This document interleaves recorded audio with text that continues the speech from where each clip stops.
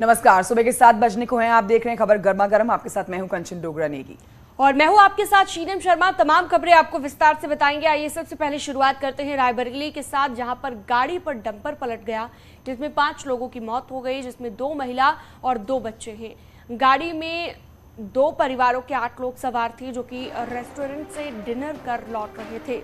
Munshiganj bypass पर आगे चल रहे डंपर को जैसे ही गाड़ी ने ओवरटेक करने की कोशिश की तो डंपर का टायर फट गया और गाड़ी पर राख लदा हुआ डंपर पलट गया। कार के अंदर सभी लोग दब गए, जिसमें 5 की मौके पर ही मौत हो गई। एक बच्चे को मामूली चोटें आई हैं, जबकि 2 बच्चे पूरी तरह सुरक्षित हैं। कहा जा रहा है मृतकों में एक परिवार उद्योग व्यापार मंडल के जिला संरक्षक महेंद्र अग्रवाल और दूसरा समाजसेवी राधा रमन अग्रवाल का है।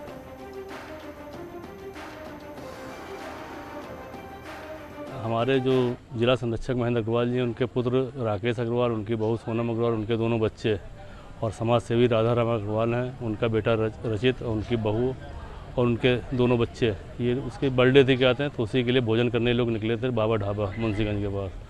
वहाँ से वापस आ रहे थे क्या आते हैं, तो उसी समय क्या आते हैं एक लोडर जो क्रॉस कर रहा था राख का, वो उसकी गाड़ी के ऊपर पलट गया, जिसमें 5 लोग की कैजुअल्टी हुई है। हमारे महेंद्र अग्रवाल के पुत्र क्या आते हैं राकेश अग्रवाल, उनकी बहू सोनम अग्रवाल की कैजुअल्टी हो चुकी है क्या आते हैं। साथ में रचित अग्रवाल की बीबी रुचिका और उनके दोनों बच्चों की डेथ तुरंत हो गई। सामने ही 5 मृत अवस्था में 5 व्यक्ति लाए गए, जिनके रेयांश, राकेश अग्रवाल, सोनम अग्रवाल, रईसा और रुचिका अग्रवाल। ऐसा लगता है कि सब एक ही परिवार के लोग हैं। बढ़ते हैं आगे। गाजीपुर से खबर है, जहां पर पुलिस और बदमाशों के बीच मुठभेड़ हो गई, जिसमें एक बदमाश के पैर में गोली लगी और वो घायल हुआ। पुलिस ने घायल बदमाश और उसके साथी को गिरफ्तार कर लिया है। दोनों बदमाशों पर बैंक लॉकर चोरी करने का आरोप है। पकड़े गए बदमाश आलम शेख और ताहिर शेख झारखंड के रहने वाले हैं। ये मुठभेड़ सैदपुर थाना क्षेत्र के देरा कला रेलवे क्रॉसिंग पर हुई। अब पुलिस बदमाशों के नेटवर्क को खंगाल रही है। देरा कला क्रॉसिंग के पास कुछ बाइक सवार 2 लड़कों को रोकने की इंस्पेक्टर सैदपुर ने कोशिश की। उन्होंने नहीं रोकी गाड़ी और जब वार्निंग देके उनको रोकने की कोशिश की तो उन्होंने पुलिस के ऊपर फायरिंग कर दी। थोड़ा आगे जाने के बाद जब पुलिस ने उनको चेज न किया, उसमें से एक व्यक्ति ने पुलिस के ऊपर लगातार फायरिंग की। उसको जवाबी कार्रवाई में उसके पैर पे जो है वो गोली लगी है। उसको बेसिक उपचार के लिए पीएचसी सैदपुर भेजा गया है। मुजफ्फरनगर के मेडिकल कॉलेज में मारपीट करने के मामले में न्यूज़ 18 की खबर का बड़ा असर हुआ है। मरीज के तीमारदारों के साथ मारपीट करने वाले 7 आरोपियों को गिरफ्तार कर लिया गया है। मामले में पुलिस ने मेडिकल कॉलेज के 7 सुरक्षाकर्मी और वार्ड बॉय को गिरफ्तार कर लिया है। पुलिस ने वायरल वीडियो पर संज्ञान लेते हुए कार्रवाई की है। दरअसल मंसूरपुर थाना क्षेत्र के बेगराजपुर मेडिकल कॉलेज का एक वीडियो सामने आया था, जिसमें किसी विवाद में मेडिकल कॉलेज के सुरक्षाकर्मी और स्टाफ कुछ लोगों को लाठी डंडों से पीटते नजर आ रहे हैं और पुलिस ने एक्शन लेते हुए आरोपियों को गिरफ्तार किया। थाना मंसूरपुर से संबंधित एक वीडियो आज सोशल मीडिया पर वायरल हुआ था, जिसमें कि बेगराजपुर मेडिकल कॉलेज में भर्ती एक मरीज के तीमारदारों से वहां के सिक्योरिटी गार्ड्स द्वारा मारपीट की जा रही है। इस वीडियो का संज्ञान लेते हुए उस वीडियो से चिन्हित कर थाना मंसूरपुर पुलिस द्वारा 7 सिक्योरिटी गार्ड्स को गिरफ्तार किया गया है और उनके विरुद्ध आवश्यक वैधानिक कार्रवाई की है। उधर आपको बताएंगे सीएम योगी एक्शन में है। पीडब्ल्यूडी में जितिन प्रसाद के ओएसडी के खिलाफ सीएम योगी के एक्शन के बाद अब तक 6 लोगों के खिलाफ कार्रवाई हो चुकी है। न्यूज़ 18 ने कल रात को ही बता दिया था कि सीएम योगी किसी को बख्शने वाले नहीं हैं और आज भ्रष्टाचार के मामले में जीरो टॉलरेंस की नीति पर काम करते हुए सीएम योगी ने एक बड़ा एक्शन ले लिया। पीडब्ल्यूडी में एचओडी मनोज गुप्ता को सस्पेंड कर दिया गया है। प्रशासनिक अधिकारी पंकज दीक्षित और प्रधान सहायक संजय चौरसिया को भी सस्पेंड कर दिया गया है। ईएनसी राकेश सक्सेना भी निलंबित कर दिए गए हैं और इससे पहले जितिन प्रसाद के ओएसडी को हटाया गया था। तो सीएम के पास कई अधिकारियों की फाइलें हैं। इस कार्रवाई के बाद पीडब्ल्यूडी विभाग के अधिकारियों में हड़कंप मच गया है। साथ ही उन अधिकारियों के भी होश उड़ गए हैं जो भ्रष्टाचार में या फिर किसी और गलत गतिविधियों में लिप्त हैं। न्यूज 18 ने कल ही दिखाई थी एचओडी मनोज गुप्ता, ईएनसी राकेश सक्सेना और शैलेंद्र यादव पर कार्रवाई की खबर।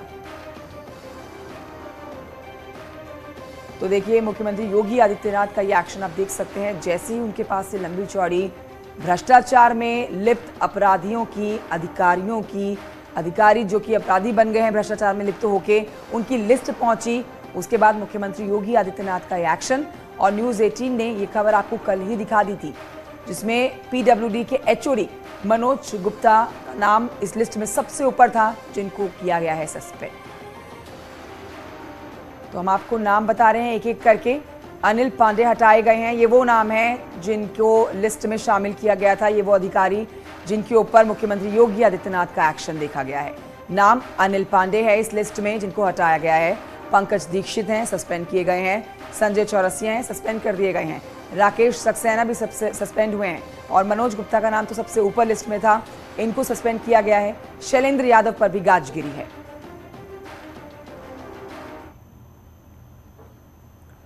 तो वहीं दूसरी तरफ लुलु मॉल में नमाज पढ़ने को लेकर बड़ा खुलासा हुआ है। 4 आरोपियों की गिरफ्तारी के बाद नमाज पढ़ने के पीछे की कहानी सामने आई है। शुरुआती पूछताछ में किसी तरह की साजिश की बात सामने नहीं आई, लेकिन जब न्यूज 18 ने एक आरोपी से नमाज के बारे में पूछा तो उसने अपनी गलती मानी।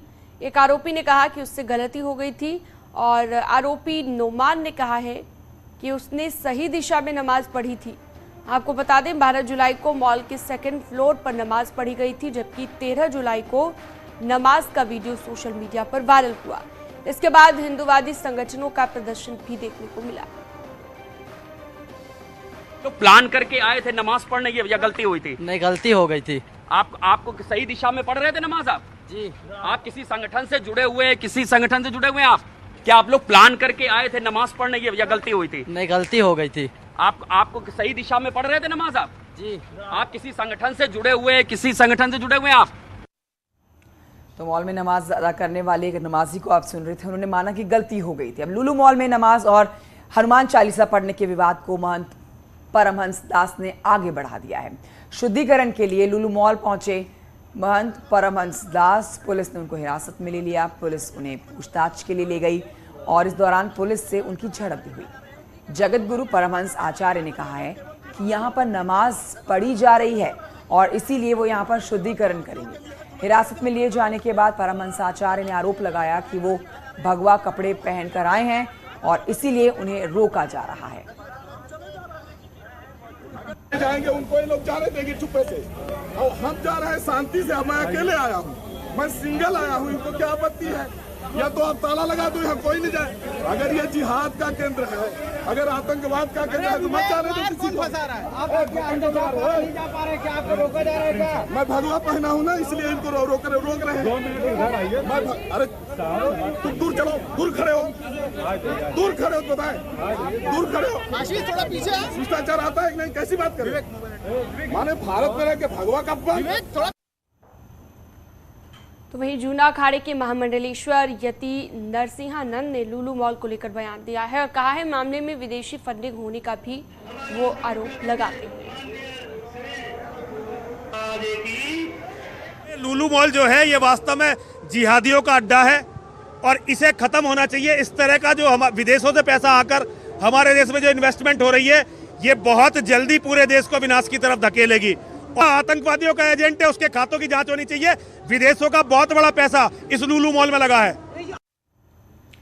और आइए बढ़ते हैं आगे, अग्निपथ योजना की बात करते हैं। देखिए, अग्निपथ योजना के खिलाफ दाखिल याचिका पर दिल्ली हाई कोर्ट आज सुनवाई करेगा। सुप्रीम कोर्ट से मामला दिल्ली हाई कोर्ट पहुंचा, जहां कल सुप्रीम कोर्ट ने अग्निपथ योजना से जुड़ी हुई देश की तमाम हाई कोर्ट में दाखिल याचिकाओं को दिल्ली हाई कोर्ट में ट्रांसफर करने का आदेश जारी किया। सुप्रीम कोर्ट ने दिल्ली हाई कोर्ट में कहा था कि वो लंबित और ट्रांसफर की गई सभी जनहित याचिकाओं पर जल्द से जल्द विचार करें और आज दिल्ली हाई कोर्ट में इस पर सुनवाई होगी।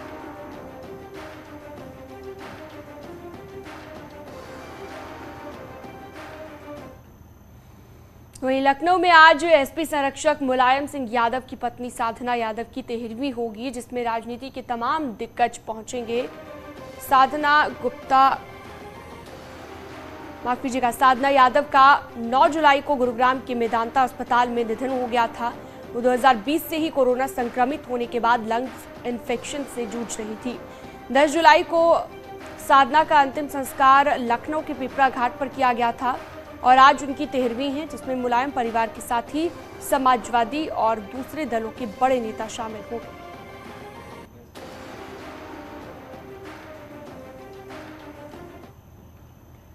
और अब आपको बताते हैं कि अंबेडकर नगर में जैसे ही जम्मू में शहीद हुए जवान का पार्थिव शरीर पहुंचा, दर्शन के लिए जनसैलाब उमड़ पड़ा। नायब सूबेदार भगवान सिंह की हम बात कर रहे हैं, जम्मू कश्मीर के पुंछ सेक्टर में गश्त के दौरान ग्रेनेड ब्लास्ट होने से शहीद हो गए। शहीद के अंतिम संस्कार में सीएम योगी के प्रतिनिधि के तौर पर पहुंचे प्रदेश सरकार के कैबिनेट मंत्री राकेश सचान और राज्य मंत्री सतीश चंद्र शर्मा ने परिजनों को 50 लाख रुपए का चेक सौंपा। परिवार के एक सदस्य को नौकरी देने की घोषणा की गई है। भगवान सिंह की उम्र 47 साल थी। उनके 2 बच्चे हैं, बेटे की उम्र 17 साल और बेटी की उम्र 15 साल है।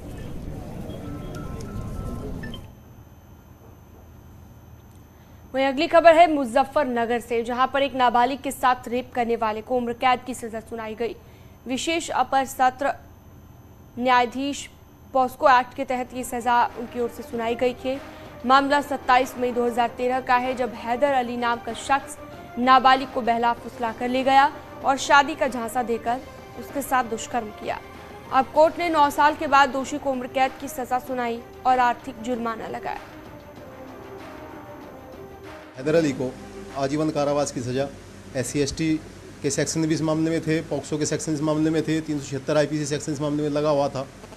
तो 376 में 20 वर्ष और SC/ST में आजीवन कारावास की सजा इस हैदर अली को सुनाई गई है। और आइए आगे बढ़ते हैं। खबर फतेहपुर से आप तक पहुंचाते हैं, जहां पर 7 साल के बच्चे के साथ कुकर्म करने के बाद उसकी हत्या कर दी गई। फिर आरोपी पड़ोसी ने शव को अपने घर के आंगन में ही दफना दिया। बच्चे की हत्या बेरहमी से की गई है, सर कुचलकर हत्या की गई है बच्चे की। पुलिस ने शव को बरामद कर लिया और आरोपी को गिरफ्तार कर लिया, जेल में भेज दिया। अजय सिंह के एक 7 वर्षीय पुत्र के साथ दुष्कर्म करके और उसकी हत्या कर दी गई है। आरोपी को पकड़ लिया गया है। कोशिश होगी कि इसके विरुद्ध जो भी साक्ष्य हो एकत्र करके इसको बड़ी से बड़ी सजा दिलाई जाए। आगे बढ़ते हैं, मेरठ की बात करते हैं। अब बंदर भगाने के लिए यहाँ पर एक नया तरीका निकाला गया है। वन विभाग ने लंगूरी की आवाज़ साउंड सिस्टम से निकालकर बंदर भगाने का प्लान बनाया है। अब अलग अलग जगह पर लंगूर के कटआउट्स लगाकर ये चेक किया जाएगा कि क्या लंगूर की आवाज़ से बंदर डरता है या नहीं। दरअसल बंदरों ने कई लोगों को अपना शिकार बनाया है। लोगों का घर से निकलना मुश्किल हो गया है। अब वन विभाग का कहना है कि अगर ऑपरेशन लंगूर कामयाब होता है तो और ज़्यादा बढ़ाया जाएगा। उन्हें अपना एक्सपेरिमेंटल बहुत ही लिमिटेड रूप से कर रहे हैं। उसके मिक्स्ड रिजल्ट अभी तक आए हैं। उसकी स्टडी और अभी हम लोगों की जारी है, ताकि उसका रिजल्ट एक कॉन्क्रीट अगर आएगा तो उसको हर जगह इम्प्लीमेंट कराया जाएगा। इसके अलावा हम लोगों ने जो कटआउट्स का जो एक्सपेरिमेंट किया था, वो भी हम लोग नगर निगम के साथ डिस्कशन में कटआउट्स जो लंगूर के लगाए गए थे 10 लोकेशंस पे हमने लगाए थे। कुछ में अच्छा रिजल्ट आया है, तो नगर निगम के फाइनेंस के माध्यम से उनके द्वारा हम लोग कोशिश करेंगे कि इसका और प्रचार प्रसार हम लोग बढ़ा सकें। और अब आपको बताते हैं कि प्रदेश में माफियाओं पर एक्शन लगातार जारी है। मेरठ के सोतीगंज के कुख्यात गैंगस्टर अजहरुद्दीन के करोड़ों के 2 मकान प्रशासन ने कुर्क कर दिए हैं। तो वहीं मुजफ्फरनगर में माफिया सुशील मुंज के खिलाफ भी बड़ी कार्रवाई की गई है। सुशील मुंज की 57 लाख की संपत्ति कुर्क कर दी गई है।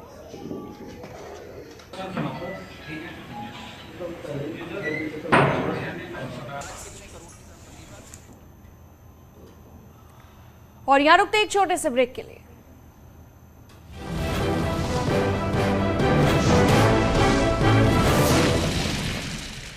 $1000 का पुरस्कार देने का